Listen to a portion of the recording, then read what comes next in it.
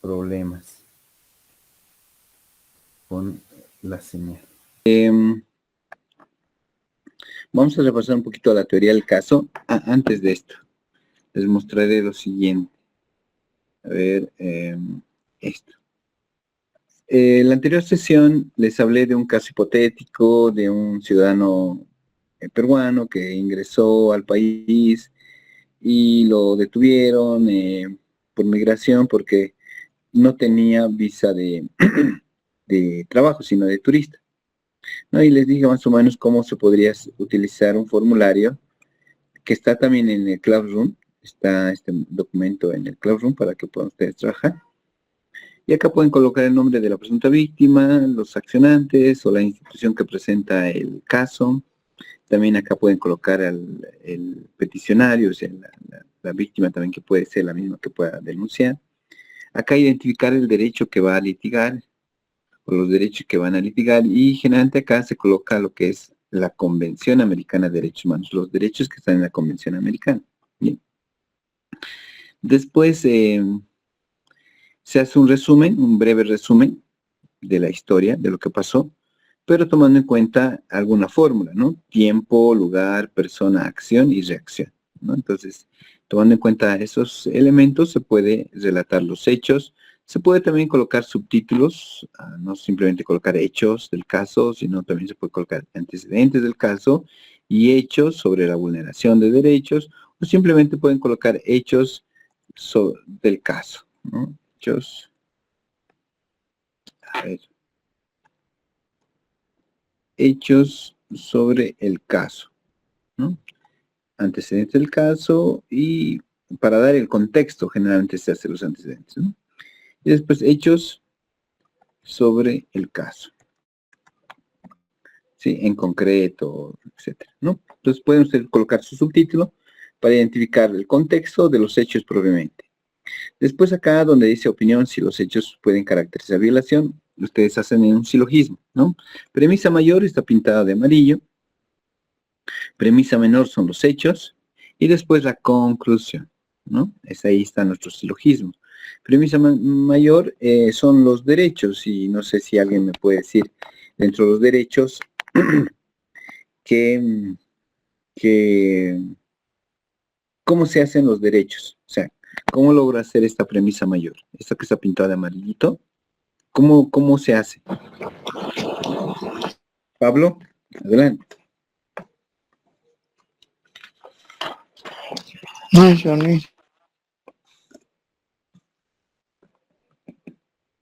Ok, ¿alguien más? ¿Cómo se hace la premisa mayor?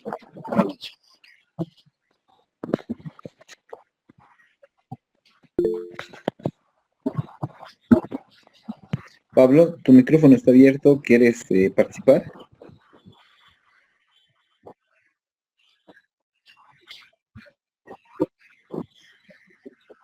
Doctor, buenas noches. Adelante. Lograríamos hacer la premisa mayor una vez viendo los antecedentes y también observando qué derechos fueron vulnerados. De acuerdo a eso podemos realizar la premisa mayor.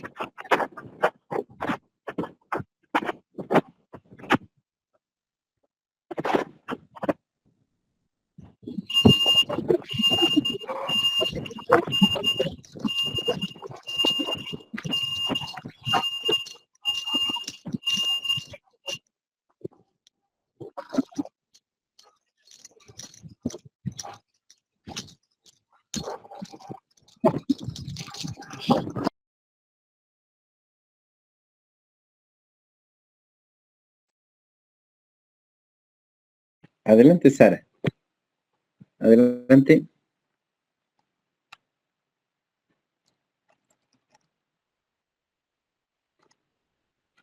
Bueno, ya silencié a Pablo, que estaba con el micrófono activado y estaba con saturación en su micrófono. Por favor, tengan o presten atención a su micrófono, ¿ya? Bueno, entonces les decía, ¿cómo pueden hacer la premisa mayor?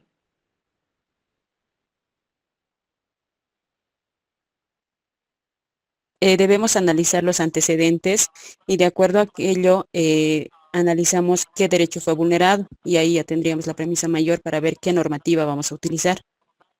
Muy bien, una vez, digamos, analizamos los hechos, ya, pero ahora, después de analizar el hecho, ¿qué normativa vamos a utilizar? Muy bien. ¿Cómo se elige? ¿Cómo se elige o cómo se hace esa normativa que vamos a utilizar? ¿Cómo se hace, estimado?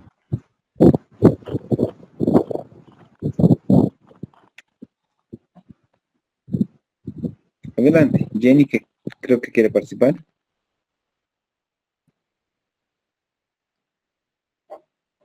¿Alguien? Bueno, se utilizan las fuentes del derecho. Fuentes del derecho. Se utilizan las fuentes del derecho para poder hacer la premisa mayor, ¿ya? Se utilizan sus fuentes escritas, la costumbre, la jurisprudencia. Se utiliza la equidad, la justicia, las normas jus cogen, u otras fuentes que ustedes pueden ubicar y que sean adecuadas al caso, se pues realizan a través de esa relación que hacemos entre las fuentes, ¿ya? Después, ¿cómo se identifican los hechos? Miren, acá está el de color pintadito, de color verde, y acá están los hechos que he contado. De todos los hechos que he contado, solo una partecita me ayuda para hacer la premisa mayor. O sea, todo aquello que se refiere a mi premisa menor. Por eso es breve, es muy cortita la premisa menor, porque es concreta. No tengo que reiterar nuevamente los hechos, sino que tomo los hechos concretos del caso que me sirven para poder sustentar fácticamente lo que dice la norma. Si la norma dice, por ejemplo, está prohibido o robar, es apropiarse de algo de manera ilegítima, utilizando la fuerza, ¿ya? Utilizando la fuerza, entonces, en los hechos yo diré, Juan, portando un arma blanca, ¿no? Cortó la cartera de Juan, sustrayendo sus pertenencias. Entonces, de todos los hechos que he contado, de cómo de buena es Juana, de cómo estaba yendo a su trabajo o estaba haciendo alguna actividad, no interesa ya en la subsunción. Lo que interesa es hecho concreto. Juana, o que en este caso Juan, agarrando un arma blanca, le cortó la cartera y le sustrajo sus pertenencias. Ese hecho concreto me ayuda para poder caracterizar el tipo penal de robo, ¿no? Entonces, no utilizo todos los hechos, sino hechos concretos. Y finalmente saco la conclusión. De esa forma realizo mi silogismo, ¿ya? Entonces, este formulario nos puede servir después para poder llevar lo que estamos trabajando acá, llevarlo al memoria, ¿ya? Hasta ahí habíamos visto la anterior sesión. Y ahora vamos a ver un poquito, fortalecer cómo realizo esta parte, ¿no? Esta parte que les digo que es el silogismo. ¿Cómo hago el silogismo? ¿Cómo puedo tal vez tener otra estrategia para hacer esto del silogismo? Premisa mayor, premisa menor. Y para esto vamos a utilizar la teoría del caso. ¿Qué es la teoría del caso? La teoría del caso hace referencia a precisamente una posible respuesta o una posible hipótesis. Es una teoría, no es algo que, es un conjunto de ideas que estoy entrelazando para responder a alguna pregunta. No es una teoría, ¿sí? Pues teoría del caso. Es como una hipótesis, sí, podríamos decir que es una hipótesis, de lo que yo como abogado voy a demostrar en el juicio. Es una hipótesis de lo que tengo yo de acuerdo a los elementos que he podido recolectar o que puedo tener acceso, tengo una determinada teoría, una determinada hipótesis de lo que pasó. ¿Ya? Y en el proceso lo debo demostrar. Por eso digo que todo abogado es un investigador por antonomasia. Todo caso es una investigación que realizo y planteo mi teoría y la tengo que demostrar en un proceso con la otra parte que va a contravenir lo que yo diga. Ok, entonces es muy importante que podamos entender qué es la teoría del caso y cómo la podemos utilizar en nuestro razonamiento. Hoy día vamos a ver un poco sobre el concepto de teoría del caso, las características y cómo se realiza una teoría del caso.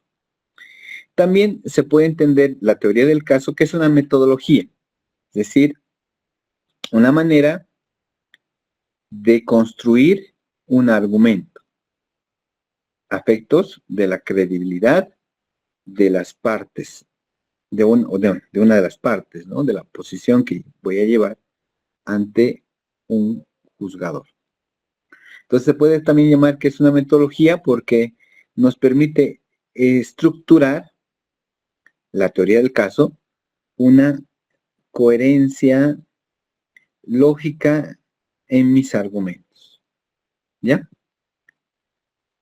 Y esto para poder adecuar muy bien lo que quiero decir ante la autoridad judicial.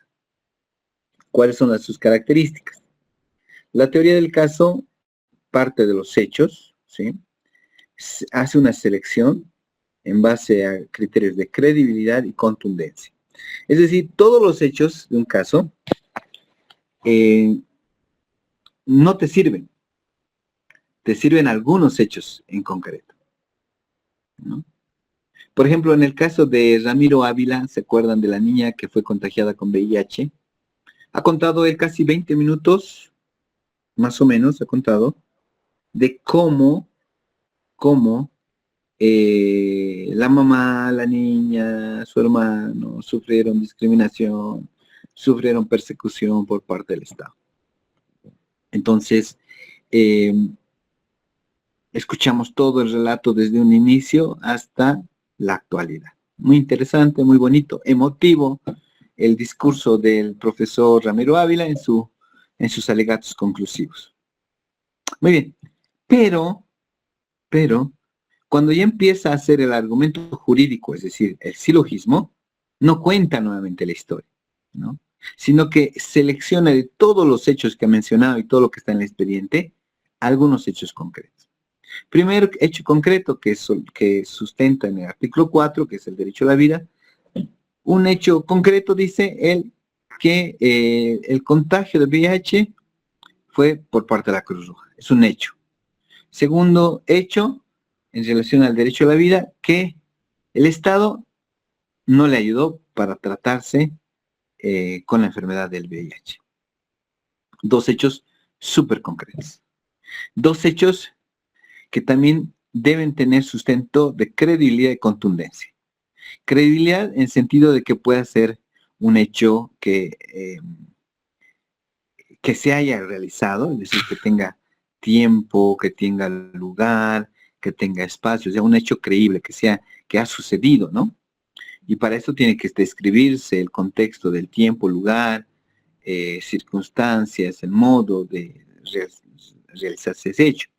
Entonces, si bien Ramiro cuando dice, le contagiaron con VIH, no vuelve a repetir, ¿no? Lo que dijo en los hechos, la hora, el día, las circunstancias. Eso lo ha dicho cuando relató los hechos.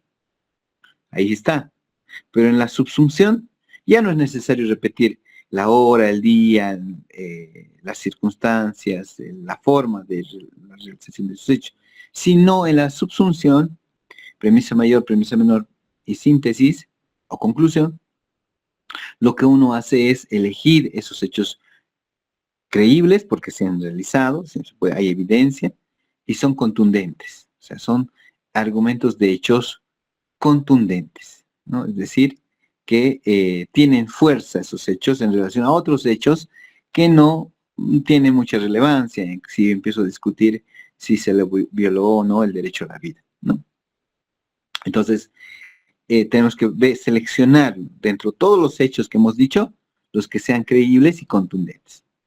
La narrativa única, solo una versión de los acontecimientos, ¿no? No puedo decir yo, más o menos, contar la historia de que, bueno, la niña Talía, al ir a la Cruz Roja, fue contagiada con VIH. Pero también, después de decir, ¿no? Que también, antes de ir a la Cruz Roja, fue a otro centro de salud y ese centro de salud posiblemente también haya contagiado a la niña de VIH, ¿no? O decir que, bueno, cuando se la llevaron al centro de salud de la Cruz Roja, donde se le hizo la transfusión de sangre, posteriormente también se lo llevó a otros centros de salud donde se le hizo también transfusión de sangre, ¿no? Tengo que tener una narrativa única, o sea, si bien dentro de un proceso judicial, mientras vamos investigando, nuestros argumentos pueden fortalecerse o pueden ir modificando nuestros argumentos, ¿sí? Y nuestra narrativa de los hechos, porque las pruebas van a dar mayores evidencias de cómo sucedieron los acontecimientos, pero no puedo decir es inocente o es culpable a un inicio y a mitad decir parece que sí es inocente o posiblemente no es inocente, ¿no? Entonces, a eso se refiere la narrativa única, tener una visión única de los acontecimientos, ¿no? Coherente, es muy importante la coherencia, que todo esté relacionado, que tenga una coherencia lógica, ¿no? El discurso debe tener una misma línea discursiva, ¿no? La coherencia se refiere a que la coherencia lógica es que tiene que hacerse precisamente estos hechos, tiene que responder a esa estructura de silogismo. Si yo estoy hablando sobre el derecho a la vida, no puedo en los hechos mezclar el derecho a la libertad, ¿no? Por ejemplo, decir, el artículo 4 habla sobre el derecho a la vida. Muy bien, premisa mayor. Premisa menor, decir, bueno, y se le detuvo a la mamá y a la hija porque tenían sospechas de que estaban contagiando con VIH.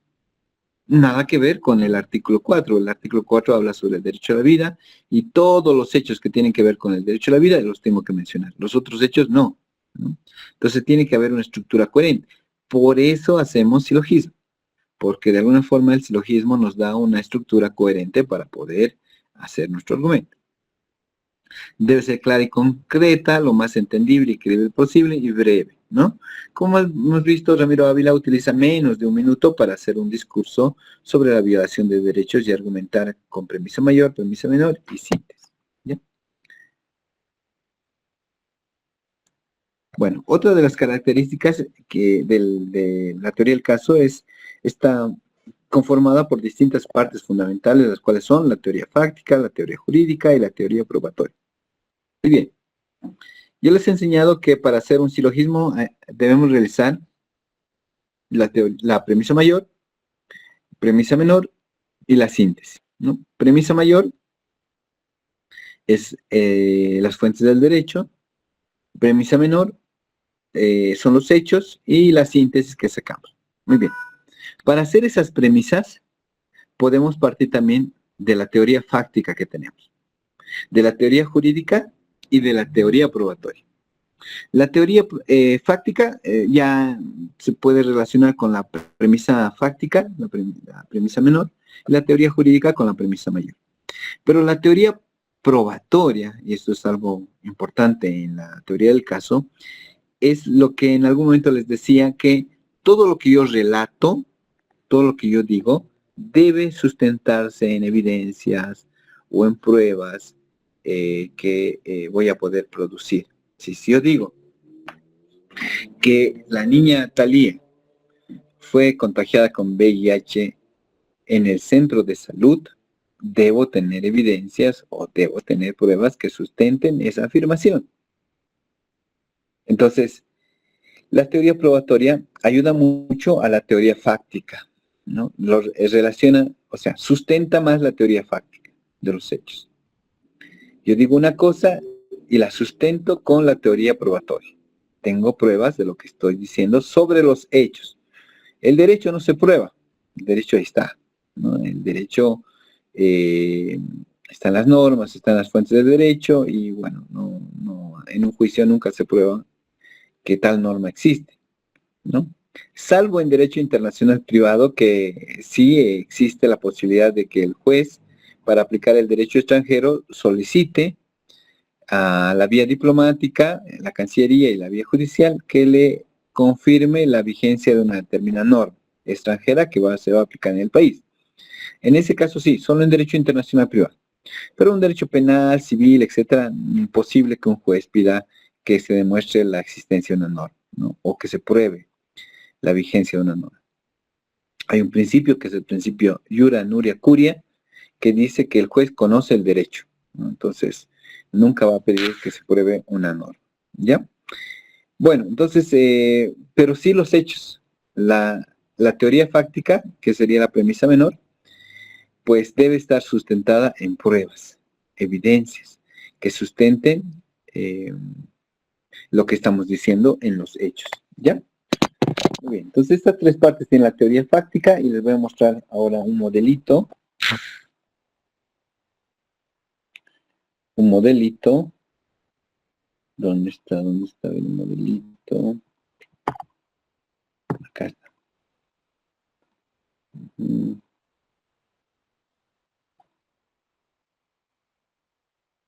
Ya. Primero, para que me ayuden, mientras voy aceptando a sus compañeros, voy a salir un poquito de la pantalla. Les enviaré este caso. A ver bueno, vamos a tratar de poder enviarles. Al final, si no, ¿ya? Pero si me pueden ayudar con la lectura, así descanso un poco y ustedes también un poco se distraen con la voz de otro colega o de otro compañero. A ver, un ratito saldré. Ok, hay compañeros que quieren ingresar. A ver, muy bien.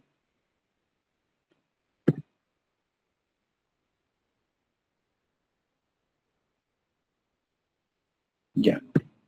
A ver, ¿qué me ayuda a leer?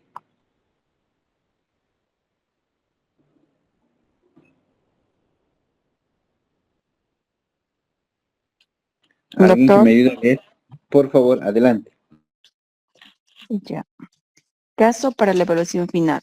Farabundo López Venegas es un joven de 16 años, actualmente cursando el último año de bachillerato en Humanidades en el Colegio Estrella de David, una institución educativa particular que cuenta con 1.200 alumnos distribuidos entre primer grado de primaria y quinto último año de bachillerato.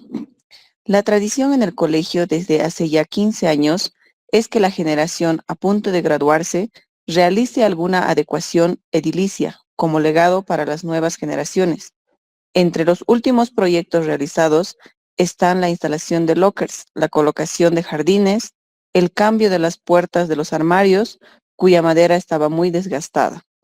Farabundo, presidente de su clase, propone a sus compañeros en reunión del 11 de enero de 2022 que para continuar la tradición y expresar al tiempo su disconformidad con algunas de las políticas del rectorado que han obligado en el año lectivo en curso a los padres de familia del quinto curso a cancelar cuotas extraordinarias por renovación de la biblioteca y de las salas de computación con un monto individual de aproximadamente 1,000 pesos esmeraldinos, $800, bajo amenaza de no permitir la graduación de los estudiantes. Pinten las paredes de las aulas de bachillerato de color púrpura. Los jóvenes solo expresan a las autoridades que han decidido repintar las aulas, pero no informan de qué color. Las autoridades autorizan a los jóvenes a ingresar al colegio el fin de semana del 4 y 5 de febrero de 2022 para cumplir su trabajo y les entregan las llaves de las instalaciones el jueves 2 de febrero de 2022. Ese mismo día el padre de Farabundo, Ernesto López Castro, un conocido sociólogo esmeraldino, en el marco de una entrevista radial sobre la situación de los pueblos indígenas en aislamiento voluntario en Esmeralda, en forma coloquial, comenta al entrevistador que el colegio Estrella de David viene fijando una serie de contribuciones económicas extraordinarias, obligatorias, por montos exorbitantes, que él está seguro que perjudican la economía familiar de los cerca de 100 jóvenes que se encuentran en último año de bachillerato. Y pregunta por qué las autoridades del Ministerio de Educación, pese a que él ya presentó una queja formal en noviembre de 2011, no han hecho nada hasta el momento.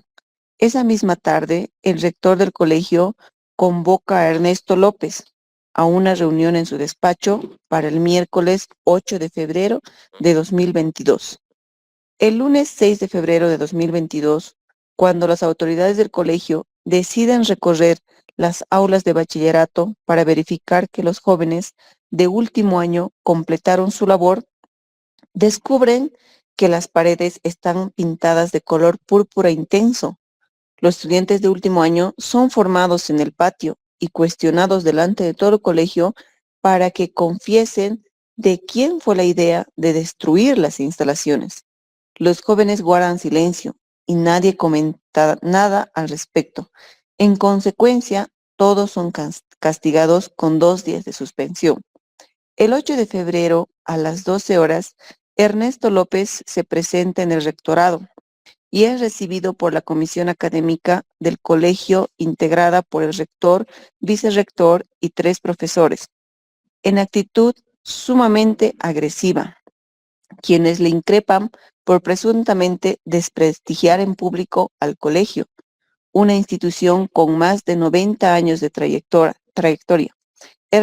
Ernesto explica que lo que ocurre es que sus reclamos al propio colegio en octubre de 2021 y al Ministerio de Educación en noviembre de 2021 no han sido respondidos y que el pago de los 100 pesos por cada estudiante es un abuso. Acto seguido, el rector le dice que en todo caso ya no tiene importancia porque han descubierto que Farabundo fue el cabecilla de la destrucción de las instalaciones y en consecuencia la comisión ha decidido expulsarlo. Ernesto reclama que debe permitirse a su hijo defenderse y exponer sus razones y argumentos, y que se debe demostrar que él fue el responsable, tomando en consideración que ninguno de los jóvenes de último año aceptó culpa en el hecho ni señaló a alguno de los compañeros. El rector replica que la decisión está tomada y que es discrecional del establecimiento, por lo que no tienen que ofrecer ni explicaciones ni debido proceso. Ernesto pregunta si esto es algún tipo de retaliación por sus declaraciones en la radio. La comisión ante tal interrogante guarda un profundo silencio. La graduación de bachilleres en Esmeralda se realiza todos los años en el mes de abril. Farabundo asistió al colegio Estrella de David desde primer grado de primaria. Farabundo cursa la modalidad de bachillerato internacional, que solo es ofrecida por otros 3 colegios privados en la capital de Esmeralda. Farabundo no consigue cupo en otro colegio. Ernesto plantea el 20 de marzo de 2022 una acción de amparo ante la justicia esmeraldina, denunciando los hechos, explicando que su hijo trató de conseguir cupo en otra institución, pero fue imposible, y solicitando que aunque no se le permita regresar al colegio, se le autorice a dar los exámenes de grado y a incorporarse con sus compañeros. El juzgado tercero de la Juventud de Esmeralda da la razón a Ernesto y ordena al colegio lo pertinente. El 22 de marzo de 2022, el colegio remite un escrito al juzgado indicando que no cumplirá la sentencia porque Farabundo es la peor influencia para sus compañeros y los estaría poniendo en riesgo de permitirle graduarse con ellos. Como resultado de todo lo anterior, Farabundo pierde el año. No puede graduarse de bachiller cuando lo había previsto, ni empezar sus estudios universitarios a tiempo. Ya había ganado una beca del Estado para estudiar antropología en una universidad privada. Tampoco puede terminar el proceso con sus compañeros de 11 años de estudio, ni se le permite ir con ellos en el paseo de graduación a la costa. Tomando en cuenta que los recursos de la jurisdicción interna en Esmeralda están agotados, en calidad de abogados de Farabundo, diseñan una estrategia teoría del caso y un memorándum jurídico sobre el curso de acción a seguir en adelante, abordando tanto las cuestiones procesales como las sustantivas y las potenciales reparaciones para un asunto de esta naturaleza, explorando posibles escenarios tanto a nivel universal como a nivel interamericano. Muchas gracias, estimada compañera. Bueno, el caso hace referencia a un joven que ya cursando el último año de colegio, pues deciden pintar el colegio de color púrpura, porque era una tradición del colegio, pues dejar algo material o hacer una mejora en el colegio, ¿no? Pero el color llega a ser muy llamativo, en algunos casos, para las autoridades del colegio, ofensivo, ¿no? Entonces lo expulsan al presidente del curso porque presumen que es la cabecilla de todo esto, ¿no? El papá y el joven van ante un juzgado de acción tutelar y la acción tutelar le otorgan, pero el colegio no quiere cumplir esa acción. Entonces van a un tribunal internacional y tenemos que presentar un caso. Este es muy similar al que ustedes están analizando, ¿ya? Donde no se hace, no se cumple lo que dice a nivel interno o no se toma en cuenta las decisiones del ámbito interno. Entonces tenemos que irnos al ámbito internacional, ¿ya? Y acá les voy a mostrar cómo se hace un estudio de este tipo, ¿ya? Y así pueden presentarlo también, pero bueno, no es necesariamente el formato, ustedes tienen que hacer caso al formato del reglamento, ¿ya? Pero esto tiene que ver con el diseño de estrategias de litigio. Esto no hemos avanzado con ustedes, que es litigio estratégico, pero les explico a grandes rasgos que el litigio estratégico busca llevar el caso no solo a instancias judiciales, sino también a otras instancias, como la instancia política, la instancia comunicacional, la educativa, la social, la de seguridad, u otras instancias que pueden servir para poder llegar a un determinado resultado. ¿Cuál es el resultado que busca un litigio estratégico? Que se cambie la realidad social. Y en este caso, que existe un cambio en las instituciones, y en particular educativas, de, por ejemplo, no hacer cobros excesivos. O sea, el litigio estratégico no solo va a resolver el caso de Farabundo, sino lo que busca un litigio estratégico es cambiar la realidad. Y para esto no se va a un juzgado, sino se va a otras instancias de la realidad, de la vida social, etcétera, que van a servir para poder evitar nuevos casos como el de Farabundo. Porque también el caso de Farabundo fue una forma de reclamar los cobros excesivos y obligatorios que estaban haciendo para los estudiantes, ¿no? Entonces, lo que hay que cambiar es esa manera de tratar o de cobrar a los estudiantes, entonces se puede hacer un litigio estratégico al respecto, ¿ya? Por ejemplo, que existan políticas públicas que eviten los cobros excesivos en los colegios o extraordinarios en los colegios, ¿no? Y después una norma, ¿no? Entonces, para eso no vamos al juzgado, vamos ante la Asamblea Legislativa, vamos ante el Ejecutivo, y ahí hacemos el litigio estratégico. El litigio estratégico busca que la realidad sea modificada, transformar la realidad, ¿ya? Bueno, pero también podemos irnos a la vía judicial, y en la vía judicial hacemos nuestra teoría del caso. La teoría del caso ustedes pueden estructurar de esa forma, una columna sobre los hechos relevantes, otra columna sobre los derechos fundamentales y las pruebas que existen al respecto. Premisa mayor, premisa menor y el sustento de la premisa menor, que es la escritura de pruebas. Por ejemplo, solo para dar una referencia, la premisa mayor, la premisa mayor sí es el artículo, ¿no? Los derechos. Y aquí tengo que identificar qué derecho voy a utilizar, ¿ya? Sobre el caso de Farabundo, ¿ya? El jovencito que fue expulsado por pintar el colegio de un color inapropiado, ¿ya? El artículo 13 del Pacto de San Salvador, Derecho a la Educación, dice: Los estados partes en este protocolo reconocen que, con el objeto de lograr pleno ejercicio del derecho a la educación, la enseñanza primaria debe ser obligatoria y asequible a todos. La enseñanza secundaria en sus diferentes formas, incluso la enseñanza secundaria técnica y profesional, debe ser generalizada y hacerse accesible a todos por cuantos medios sean posibles. Y en particular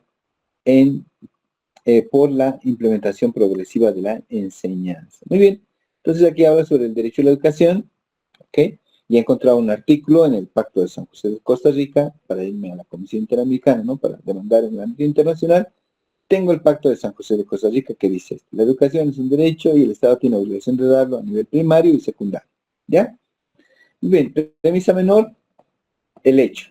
Dentro de todo el relato de los hechos, voy a elegir hechos concretos, claros y precisos, ¿ya? Hechos. Se obliga en el año lectivo a los padres de familia de quinto curso a cancelar cuotas extraordinarias por renovación de la biblioteca y las salas de computación con el monto individual de aproximadamente 1,000 pesos esmeraldinos, o sea, $800, bajo amenaza de no permitir la graduación de los estudiantes. Es un hecho concreto que está amenazando el derecho a la educación, porque el que no paga, pues prácticamente no va a continuar estudiando. Muy bien. ¿Qué hechos o qué pruebas tengo que sustentan estos hechos? O sea, ¿de qué pruebas puedo tener? Por ejemplo, puedo tener testimonio del señor Ernesto, del papá, testimonio de los padres de familia que evidencian que efectivamente se cobra este monto. La instructiva que dispone el pago, debe haber algún documento, algún comunicado, alguna instructiva que desde la dirección se esté enviando este comunicado de pago extraordinario de $800, ¿no? 1,000 pesos esmeraldinos. Entonces, tengo esas pruebas que sustentan que el hecho existe. Testimonios y un documento que puede ser la instructiva en la cual se dispone ese aporte extraordinario. Entonces, de esta forma yo puedo estructurar también para mis alegatos mi teoría del caso, ¿no? Premisa menor, hechos; premisa mayor, fuente jurídica; y estructura probatoria, ¿ya? Y así hago con cada uno de los artículos que encuentro. Cada uno de los artículos que encuentro, coloco el hecho y coloco la prueba, ¿ya? Este cuadrito nos sirve para poder estructurar lo que voy a decir, o los derechos, qué hechos voy a utilizar y qué pruebas sustentan mi teoría, ¿ya? Y después hago mi memorial, ¿ya? Mi memorial tiene índice también. Y acá en mi memorial establezco, por ejemplo, los criterios de responsabilidad del Estado. Lógicamente es un arte hacer un memorial, no es algo cuadrado con fórmulas o copiar y pegar, sino que también depende de la creatividad de las partes, ¿no? Es decir, en este caso, el autor de este trabajo quiso realizar, primero, establecer por qué el Estado es responsable del derecho a la educación. Entonces, en su primera parte habló de los criterios de responsabilidad internacional del Estado, por qué el Estado es responsable internacionalmente, por qué se puede ir a un nivel internacional, la responsabilidad del Estado por actos de terceros, bueno, en este caso del director, que es director de una institución privada, cómo los actos de terceros pueden también generar responsabilidad para el Estado. Aquí también se hace un análisis sobre ese elemento, y después se revisa la competencia de la Corte Interamericana para presentar el caso ante esa instancia, ¿ya? La parte formal, la parte de las excepciones preliminares, ¿no? Que tenga competencia la Corte para analizar el caso, ¿ya? Y después el fondo. Bueno, aquí todavía su estrategia ha sido analizar también que los recursos internos han sido agotados, ¿no? Aquí los recursos internos han sido agotados. Yo les decía, para irse a un tribunal internacional es necesario siempre agotar los recursos internos, ¿ya? Ahora, los derechos violados, cada uno de los derechos, el derecho a la vida o el derecho al proyecto de vida como derecho autónomo, aquí se desarrolla igual premisa mayor, premisa menor y sus síntesis, ¿no? A ver, ya utilizando la teoría del caso, empiezo a estructurar mis artículos. Voy a ver acá en mi teoría del caso, el artículo sobre el derecho a la vida, ¿ya? Y cómo esa teoría del caso lo voy a llevar al memorial también. Vamos viendo.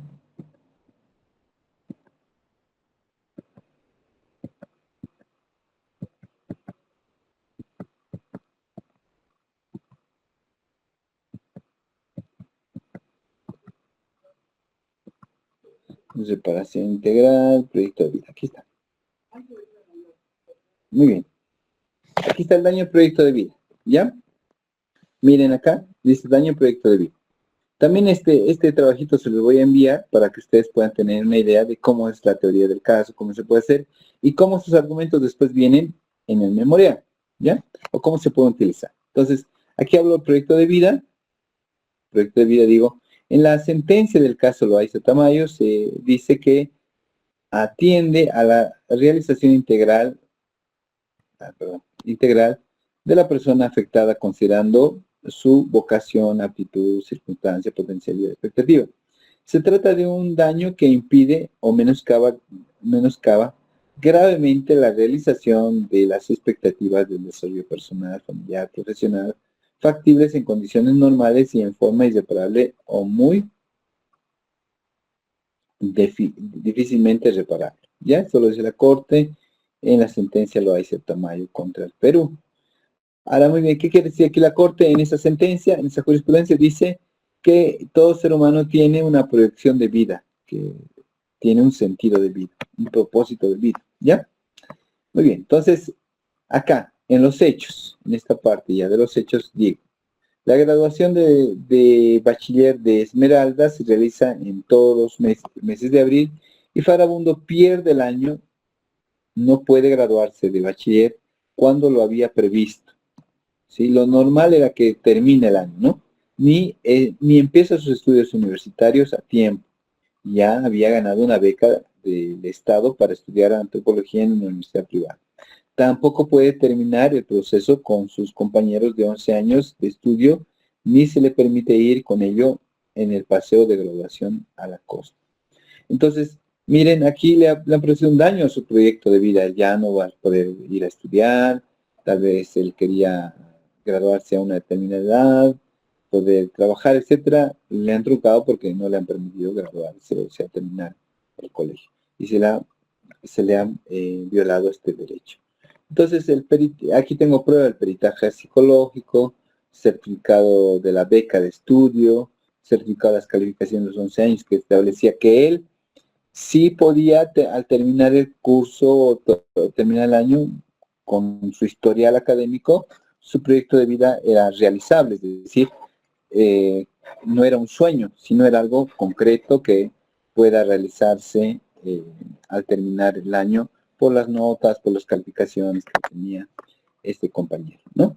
Entonces, todo esto, toda esta teoría del caso, una vez que identifico el hecho, el derecho y la conclusión y las pruebas, entonces lo traslado al memorial en la parte de fondo. La parte de fondo se refiere a los derechos que posiblemente se estén violando, ¿ya? Bueno, y estos derechos son de la Convención Americana sobre Derechos Humanos, desde el artículo 1 al artículo 26, ¿ya?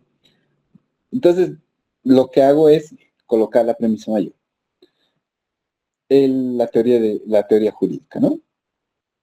Que dice que la sentencia del caso Loaiza Tamayo dice que atiende a la realización integral, lo mismo, ¿no?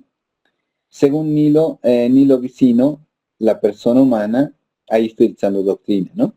Como parte de la dignidad y libertad que le son inherentes, le asiste la prerrogativa de planificar y proyectar su vida en el tiempo, ¿ya? Es decir, todo ser humano proyecta su vida en el tiempo. ¿Qué voy a hacer aquí unos años? ¿A dónde estoy yendo estudiando la carrera de Derecho? Ya estamos proyectando, ¿ya? Entonces, el derecho al proyecto de vida significa eso, ¿ya? Entonces, después de decir la fuente, la premisa mayor, digo la premisa menor.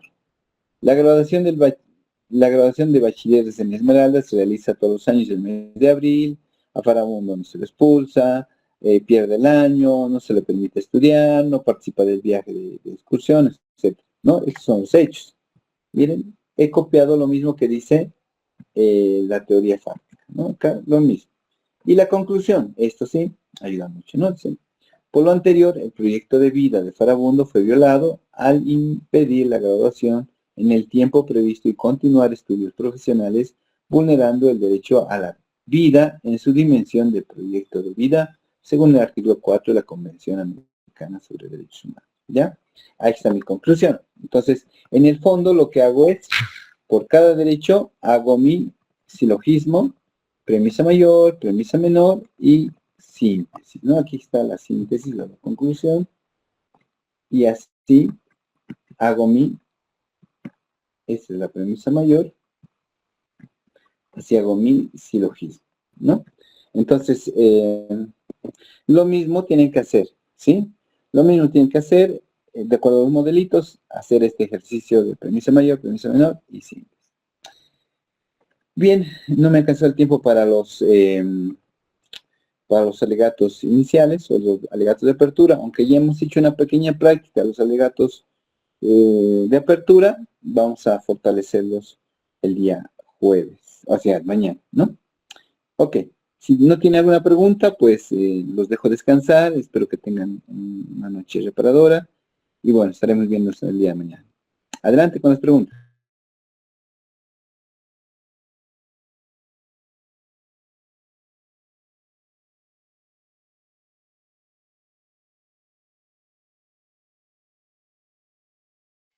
Doctor, buenas noches.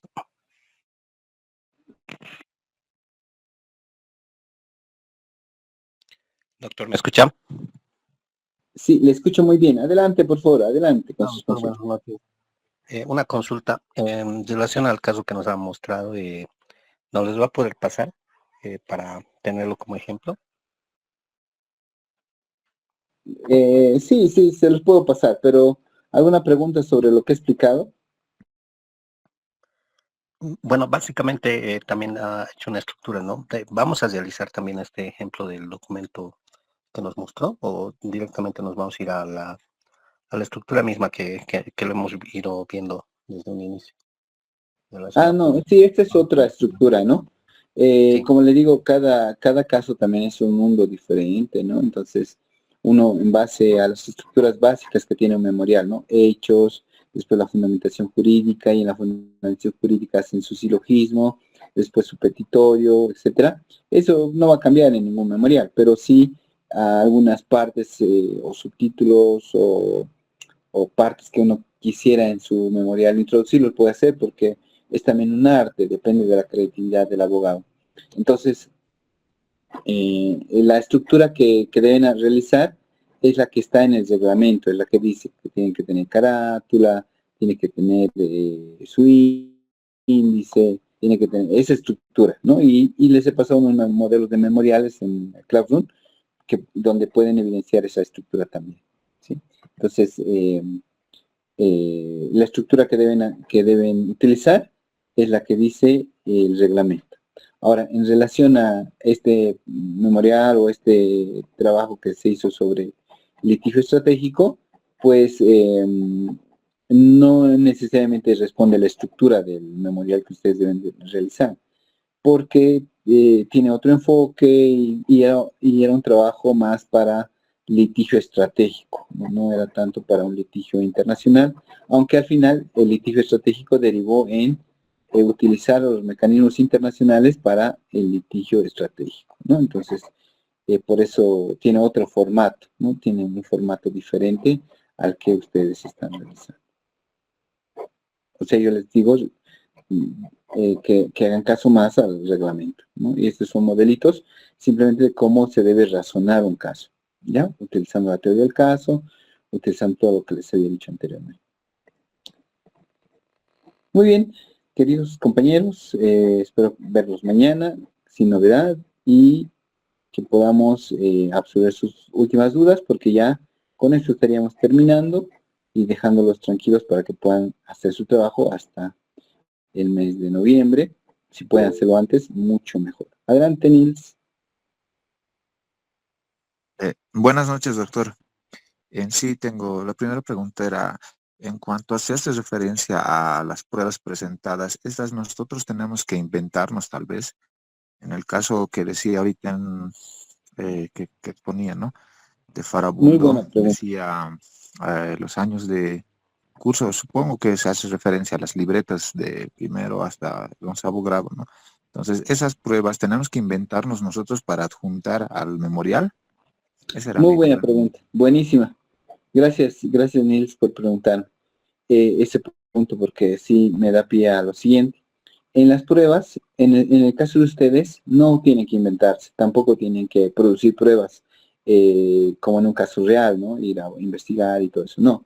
Sino todas las pruebas están en el caso hipotético. Donde dice caso hipotético ese documento, ustedes tienen que señalar que en tal párrafo dice eso. O sea, tu prueba es esa. En tal párrafo los hechos están sustentados en base al tal párrafo, ¿no? O sea, no tienes que salirte del caso hipotético, ¿no? Entonces, por lo menos en este caso, tu teoría de probatoria está sustentada en los hechos y por lo tanto, en los hechos del caso hipotético. Por lo tanto, tú citas el caso hipotético en relación a los hechos, ¿no? Tu única fuente de prueba, la única fuente de prueba es el caso hipotético. No tiene que salirse de ese caso hipotético. Entonces, la teoría fáctica está sustentada por la teoría probatoria. Y la teoría probatoria, solo en este caso, en los casos hipotéticos, está sustentada en el caso hipotético, en el texto del caso hipotético, ¿ya? Entonces, no tienen que inventarse nada. Pero en un caso real, sí tienen que investigar y tener su propia teoría probatoria, ¿no? Exacto. Ok. ¿Alguna consulta más? Doctor, y mañana las clases, aunque serían presenciales o virtuales, le comento que teníamos un seminario, si mal no recuerdo, no sé, de la mesa directiva, que tenemos un seminario físico, presencial desde las 5:30 de la tarde y no sé hasta qué hora se va a extender. Ah, ya. No me acuerdo muy bien. Creo que sí había pero era sábado. Sábado creo que era. A ver, eso no me pueden Doctor, confirmar. mañana sí efectivamente hay un seminario de todo el nivel de 5º año. Va a iniciar a las 5 de la tarde y posiblemente tal vez no vamos a llegar a pasar clases. ¿Y hasta qué hora será? No sabríamos decirle, doctor, son 3 expositores, si no me equivoco, pero tal vez calculando que va a iniciar 6 de la tarde, 7, 8, tal vez hasta las 9. ¿Y es en el Paraninfo? ¿O dónde es? ¿Es en el emblemático? Hola. Lo voy a buscar, doctor, un momentito, por favor. Ah, ya. Sí, doctor, es en el emblemático. Ah, ya, entonces va a ser entonces grande de todos los quintos, ¿no? Ya. A ver, déjeme coordinar con el compañero Eric para ver cómo podemos hacer esto, porque la idea es no atufarlos, pero sí responder todas sus dudas y sus consultas, ¿no? Y poderles ayudar en esta etapa, ¿no? De cómo pueden utilizar la norma internacional en casos en los cuales no exista justicia a nivel interno. Entonces estamos atentos al WhatsApp. Podemos ir viendo una clase en otro momento entonces, ¿ya? Pero déjeme coordinar con el delegado para trabajar este tema y ver si mañana se puede o no. Y no hay problema, ¿no? El hecho es no perjudicarlos a ustedes en el sentido de que puedan tener la idea clara, ¿ok? Bueno, los dejo descansar, que tengan muy buenas noches, hasta el día de mañana o hasta la siguiente semana. Ya. Gracias, Doctor, doctor. una Buenas última noches. consulta tal vez. Gracias, Sí, doctor. claro, sí. Y si tuviéramos dudas en el proceso, ¿podríamos tal vez escribirle al WhatsApp de forma interna, tal vez, o simplemente a las clases nos remitiríamos para hacerles preguntas? Sí, yo creo que pueden enviarme sus consultas, siempre y cuando no sean, digamos, qué derecho debo aplicar, o sea, que no me digan, digamos, que se lo haga el memorial, ¿no? Si no, Obviamente. algo que tengan duda, entonces sí pueden preguntarme. Ahora, algo interesante que tiene esta competencia es que ustedes también pueden tener un coach, es decir, pueden consultar a otro colega, está totalmente permitido eh, para poderlos ayudar. O sea, no pueden, pueden decirme a mí, pero mm, puede alguien tal vez apoyarles y va a estar muy bien, ¿no? ¿Ok? Ok, muchas gracias, doctor. ¿Listo? Adelante, Armando. Armando, adelante, ¿tienes la mano levantada o ya no? Muy bien, les dejo descansar, buenas noches. Buenas noches, doctor. Hasta luego. Hasta luego, doctor. Hasta luego. Hasta luego, doctor.